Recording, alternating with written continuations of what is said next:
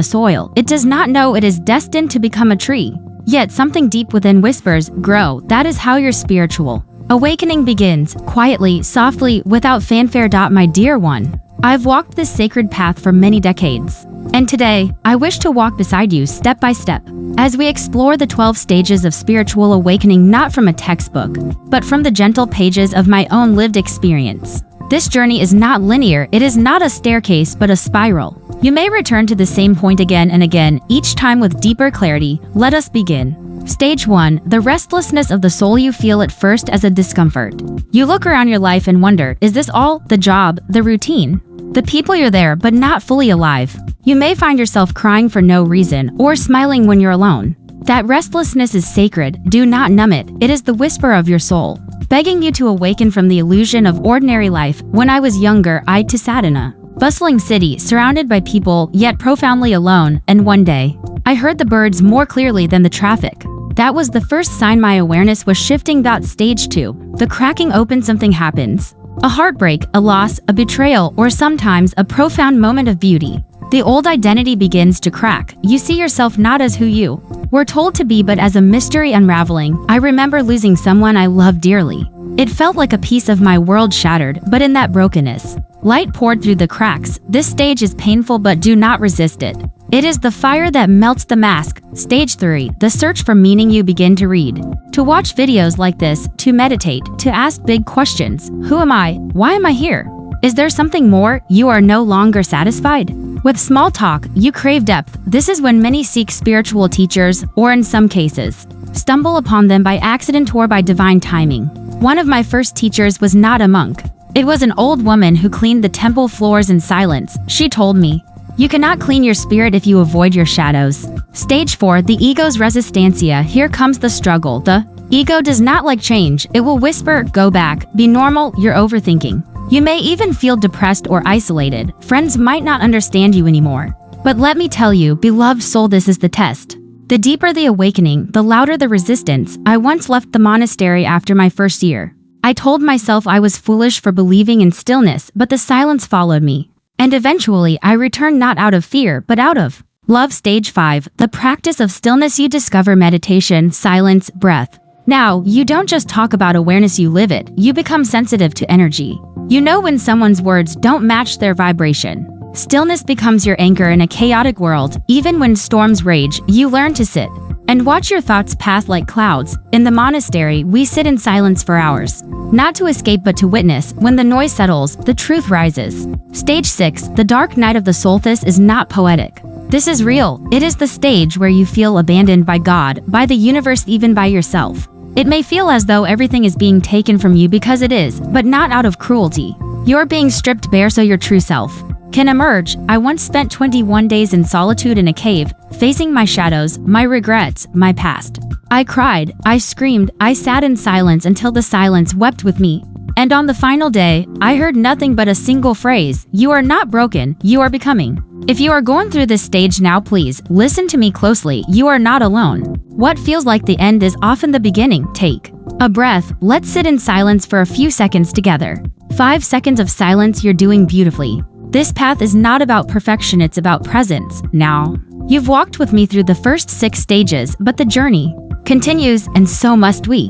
There are 6 more stages, each more revealing, more transformative than the last. But for now, sit with what you've heard, reflect on where you are, which stage calls to you, which one have you already walked through without realizing. Next, we'll step deeper into healing, divine connection, and finally, transcendence.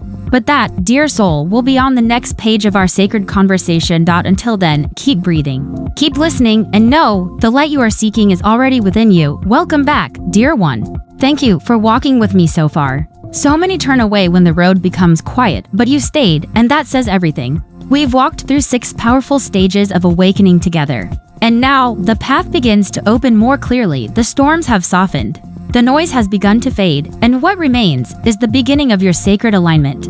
Let us now step into stage 7 of your awakening. Stage 7, the rebirth of inner peace. After the darkness, after the questions, after the solitude, comes a strange sense of stillness. You do not yet know all the answers, but for the first time, you are no longer desperate for them. You begin to feel peace. Not the kind of peace that comes from comfort or control, But the peace that comes from surrender, you realize you do not need to know everything. You do not need to fix everyone. You are not here to carry the world. I remember the day I stopped seeking peace in books and found it in the wind. I sat by the temple pond and simply watched the ripples, no thoughts, no effort. And in that moment, I felt more whole than ever before. You may still face problems, but they no longer define your existence. Peace becomes your home, not your destination.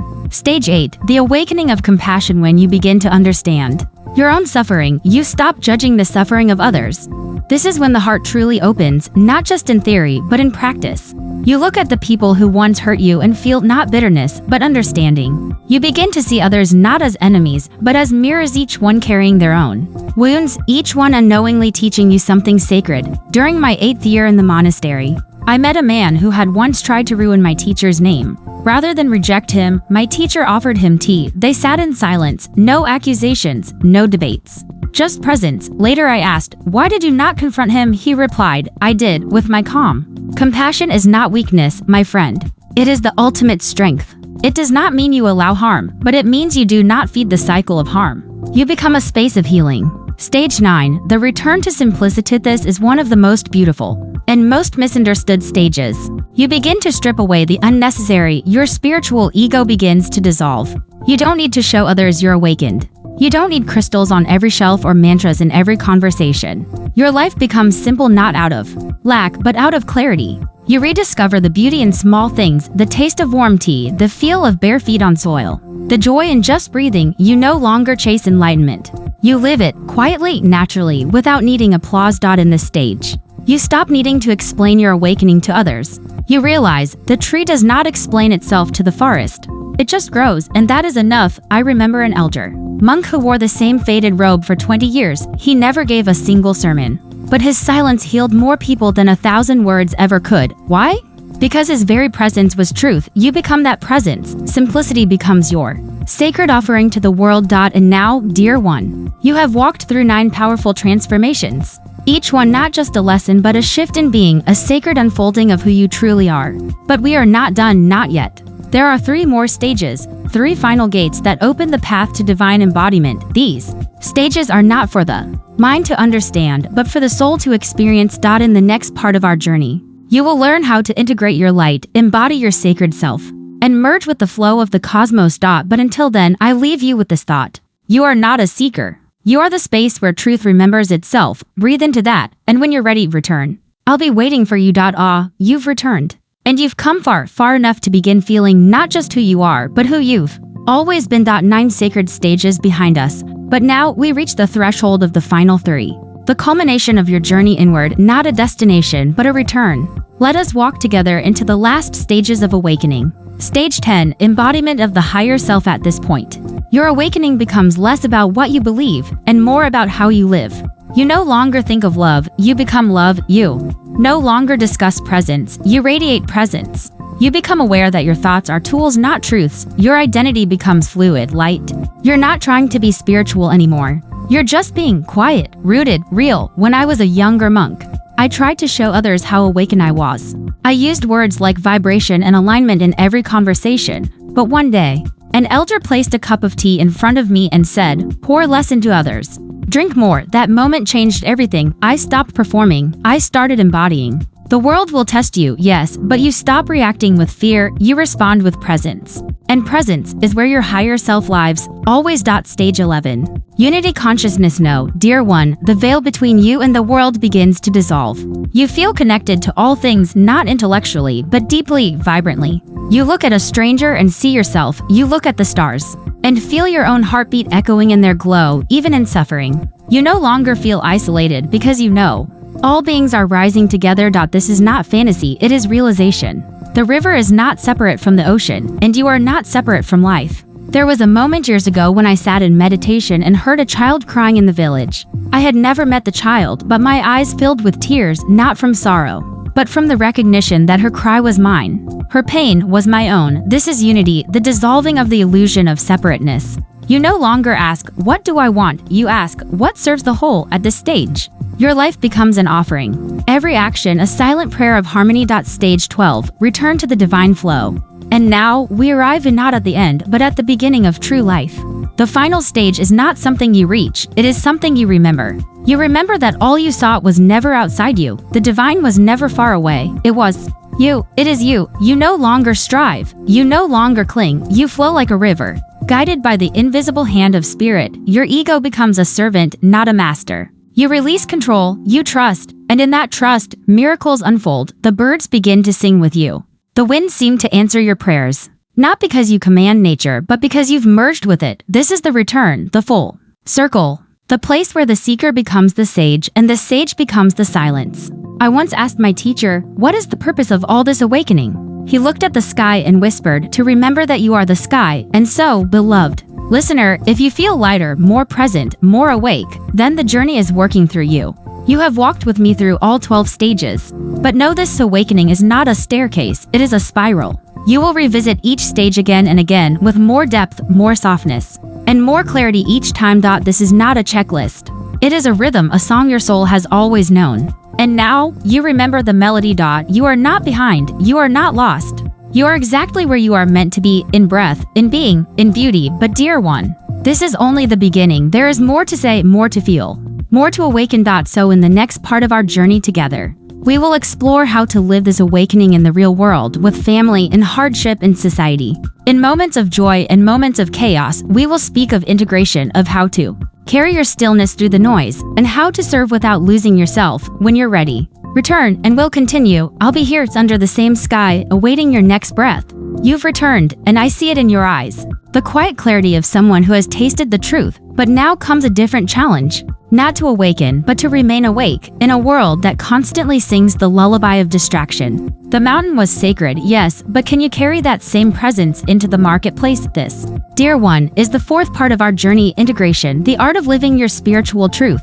In the middle of everyday life, 1. Bringing silence into chaos. Let me tell you a story. Many years ago, I left the monastery for 1 year. My teacher insisted, he said, if you cannot hold your peace in the noise, then your peace is only illusion. I entered a crowded village, markets full of shouting, families arguing, babies crying. At first, I was overwhelmed, but slowly, I began to listen. Beneath the noise, beneath every complaint was a longing to be heard. Beneath every anger was a wound unhealed. Beneath the noise was silence, always there, waiting for me to return. You see, you don't need to run from the world. You need to listen more deeply to it. Integration begins when you stop resisting the chaos and start witnessing the silence within it. 2. Mindfulness and motion. Awakening is not about doing less. It is about being more aware in all you do. When you wash the dishes, do you curse the chore, or do you feel the warm water on your hands like a sacred stream? When you speak to a stranger, do you rush the moment, or do you look into their eyes and say, I see you? With your presence alone? Many think meditation is only found on a cushion. But the truth is, you can be meditating as you walk, eat, hug, sweep, or even weep. Every action can be devotion, every breath can be a prayer, every step a return to now. 3. Relationships as mirror snow. Let's speak of something that tests many of US relationships. It is easy to feel spiritual alone on a mountain. But try remaining centered when your child screams, or your partner triggers an old wound, or your colleague insults your pride. But remember this, people do not enter your life by accident. Each person is a mirror reflecting the parts of yourself you must embrace or release. When you feel judgment arise, pause, ask yourself, what part of me is asking to be healed? When you feel love arise, embrace it. That is your true nature being remembered. And when someone hurts you, do not rush to attack or defend. Breathe, respond. Not from the wound, but from the wisdom that lives behind the wound. For staying awake in suffering, many believe awakening ends pain. But no, it transforms your relationship to pain. You still feel grief, you still bleed, you still mourn, but you no longer become lost in the storm. You feel the wind and still remember the sky. Once, during a winter illness, I lay in pain for many weeks. And in that stillness, I discovered something beautiful. Pain, too, can be a teacher. It strips away your roles, your masks, your pretending. All that's left is raw presence. And from that space, healing begins. Do not resist your pain. Meet it, greet it, ask it, what do you want to teach me? And it will reveal a wisdom deeper than comfort. 5. Service as the final practice in the end. Dear one, what good is awakening if you do not use it to serve the world? Not from ego, not to be praised, but from love, because your heart can no longer remain closed. True service is silent. It asks for no recognition. It simply flows, like the sun gives light, like the tree gives fruit, like the river gives drink. Service is the final sign of awakening. When your joy becomes sharing, when your peace becomes a refuge for others, when your life becomes a lamp for those still walking in darkness. So now, I ask you, where in your life can you bring more presence? Where can you soften instead of defend? Where can you serve without being seen? This is how we live the truth, not in words, but in the sacred simplicity of our being. Do not wait for a perfect life to begin your practice. Begin now, in the traffic, in the laundry, in the laughter and the arguments. There is no separation between the sacred and the ordinary. The awakened one sees everything as holy, but there is more. The journey does not end here. In our next conversation, we will explore the obstacles and illusions that test your awakening. We will speak of ego traps, spiritual bypassing, and the subtle ways the mind tries to wear the robes of the soul. We will uncover how to stay humble in your growth and how to navigate the shadows that follow the light. So when you are ready, return to me. The path is still unfolding, and I will be here as always, waiting with silence and open arms. You've walked far with me, and now we enter the forest of shadows. Not to fear it, but to understand it, for every light casts a shadow. And the brighter your awakening, the more cunning your ego becomes. This is the part of the path few speak about, the traps that arise after the awakening begins. And if you're not careful, you may mistake the mirage for the destination. Let me show you what to watch for so you may remain humble, clear, and truly free. 1. The ego in disguise. I am more awakened than you. One of the most dangerous illusions is the belief that you are more spiritual than others. You meditate more, read ancient texts, eat only pure food. But the moment you use these things to feel superior, you've been tricked. The ego has not been destroyed, it has simply changed costumes. Before, it was the ego of status or appearance. Now, it wears robes and speaks softly, but still demands to be special. True awakening does not shout, I am awake. It whispers, I am nothing, I am everything. It moves in humility, not hierarchy. Be wary of the voice within that wants to compare. The path is not a race, and no one is behind or ahead, just walking different stretches of the same eternal road. 2. Spiritual bypassing. Escaping instead of facing. Many seekers use spirituality to escape their wounds. Instead of healing them, they chant instead of cry. They meditate instead of speak honestly. They forgive too quickly, not from peace, but from avoidance.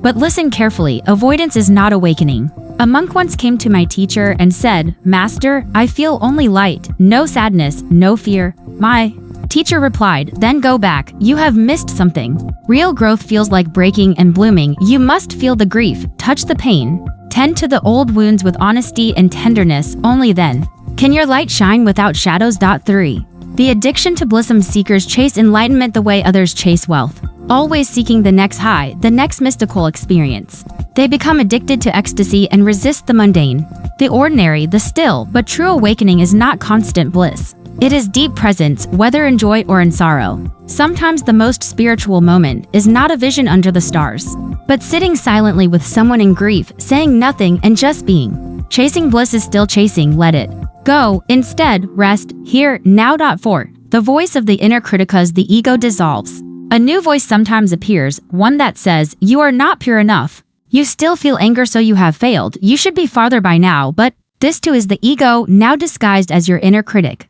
Do not fight it, do not believe it, just see it, smile, and return to your breath. Spiritual growth is not perfect, it is messy, it is cyclical, it moves like the moon, waxing, waning, returning again. You are not failing, you are unfolding. 5. False gurus and the seduction of power. Some seekers, once awakened a little, begin to teach too soon, not from service, but from a thirst to be followed. Be careful. The path is sacred. It is not a performance. It is not for sale. I once met a man who gathered followers in a forest retreat. He spoke of oneness while controlling everyone with fear. He gave lectures on humility while demanding to be worshipped. The path of awakening must never be used to feed the self. It must empty the self. If someone claims they have all the answers, walk away. A true teacher does not point to themselves, they point to the truth within you. And remember, sometimes your best teacher you see now. The path is not only about light. It is about seeing all the subtle shadows that live within you and meeting them, not with shame, but with compassion. Each time you fall into an illusion and catch yourself, you have grown. Each time you speak from the ego and realize it, you have awakened further. This is not a path of perfection. It is a path of remembering, again and again, returning. Again and again. To your breath, to your heart, to the quiet truth beyond all noise. So walk softly now, not as one who has awakened, but as one who is always awakening. Let your humility protect you, let your awareness guide you, let your love be your legacy. But we are not done yet. There is one more stretch of the journey still ahead. In our next meeting, we will explore the final stages of spiritual awakening, where the self dissolves completely, where unity becomes reality, and where the awakened one returns to the world not as a person but as presence itself. When you are ready to complete this sacred circle, I will be here. The silence still waits. And so do I. If you have come this far, you have shed many skins. You have walked through fire and silence, through darkness and light. You've faced your shadows, dismantled your illusions, and loosened the grip of the ego. And now, you arrive at the threshold of the great truth, not a concept, not a belief, but an experience, a knowing. The final stages of spiritual awakening do not add anything to you. They remove the last illusion that you were ever separate from the whole. Stage 10, Dissolution of the Self. This stage is not loud, it is not fireworks or visions. It is not the aha moment people expect. It is emptiness, but not hollow, it is spacious. The self, the one you thought you were, slowly fades like mist in the morning light. You begin to see that your identity was only ever a story, a temporary arrangement of thoughts and memory. You are not your name, not your past, not even your body. You are the awareness that holds all of it. I remember my first taste of this dissolution. I was sitting under a tree, watching an ant move across my foot. Suddenly, I realized I was not the watcher. There was no me watching the ant. There was only watching, only presence, no separation. The boundaries of self melted, and what remained was peace beyond description. Stage 11, Unity consciousnesses. The self dissolves. You begin to feel, not think, but feel that everything is you. The wind brushing your cheek is not touching you, it is you. The cry of a distant bird is not noise in your ears, it is your voice in another form. The suffering of a stranger on the street is not their pain. It lives in you. This is not metaphor, it is experience. It is as if the universe is breathing through you, thinking through you, loving through you. You are the tree and the soil, the river and the sky, the child and the elder, the beggar and the king. There is no other, there is only this. And in this unity, there is the birth of divine compassion. Because when you see yourself in all beings, how could you harm them? How could you judge? How could you not serve? Stage 12, Returning to the world as presented. This final stage may surprise you. For after reaching unity, many believe the journey is complete. But something beautiful happens next. You return not to the old identity, not to the illusion, but to the world, with eyes that see clearly, with a heart that holds all, with hands that offer, without agenda. You return as presence. You speak, but you are not attached to words. You act, but there is no pride in the doing. You serve, but you do not seek praise. You become like the wind, moving gently, yet shifting everything it touches. You become the silent bell, whose sound awakens others without trying. And this, dear one, is the true purpose of awakening, not to escape the world, but to return to it transformed, the reflection in the end. You realize that there was never a path. No you who needed awakening, no final destination. Just the unfolding of life. Like a lotus blooming from the mud, each petal opening at the perfect time. You have not become something new. You have remembered what you always were. You are the silence, you are the light, you are the mystery and the one who bows to it. And now, you walk through this world not as a seeker, but as a mirror, reflecting the divine in every soul you meet. So walk gently now, not with the burden of knowledge, but with the freedom of presence. Let your smile be a prayer. Let your steps be a blessing. Let your life be your teaching. And when people ask, "Who are you?" you may simply smile and say, "I am here."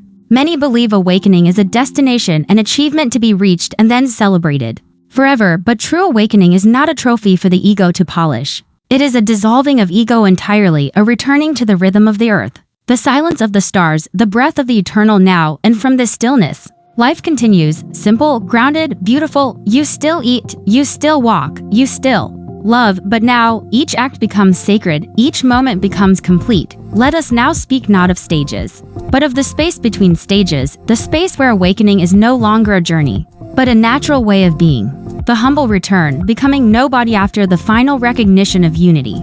Many feel the urge to teach, to heal, to guide, but the wise ones, they disappear into simplicity, not as escapists, but as silent rivers that nourish all they touch. They become nobody, not in shame, but in sacred emptiness. They do not wear their awakening like a crown. They do not boast of visions or power. Instead, they become like the old monk who sweeps the monastery steps, his broom dancing in rhythm with the wind, each stroke a meditation, each breath a prayer. Service without self. Once you are free of needing to be seen, your service becomes pure. You help not to be praised, but because you cannot not help. You Give not to gain merit, but because the cup of your heart overflows. I once walked for days to reach a village with no teacher. When I arrived, I sat beneath a tree and said nothing still. People gathered not because I spoke, but because I was present. This is the true power of awakened service, not words, but presence, not preaching, but being. Sacred stillness, cultivating the empty space on this stage, you begin to cherish silence.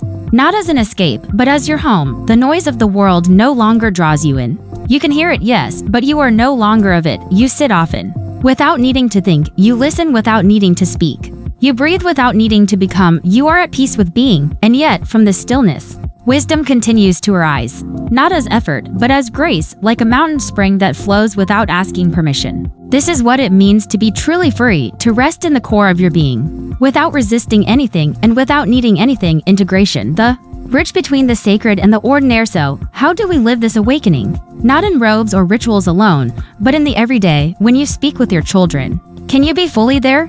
When you prepare food, can you see it as a communion with the earth? When someone shouts at you, can you hear the pain behind their words and respond not with ego, but with awareness? Spiritual awakening is not confined to retreats and temples. It is alive in the marketplace, in traffic, in heartbreak, in laughter. This is the true test of awakening. Can you remain rooted in peace while standing in the storm? The final invitation, before final conclusion. If you have followed this journey thus far, I bow deeply to the courage of your heart. You have walked through shadows, embraced the silence, and glimpsed the light beyond illusion. But I tell you now, there is no finish line, only this moment. And this moment is eternal. So walk slowly now, live gently, love without reason, serve without reward, and return to stillness often. Like the moon returning to the same place in the sky after each cycle of change, you do not need more. You simply need to remember that you already are everything you seek. I will meet you in the silence. I will meet you in the wind. I will meet you in the face of a stranger, in the song of a bird, in the breath you take right now. For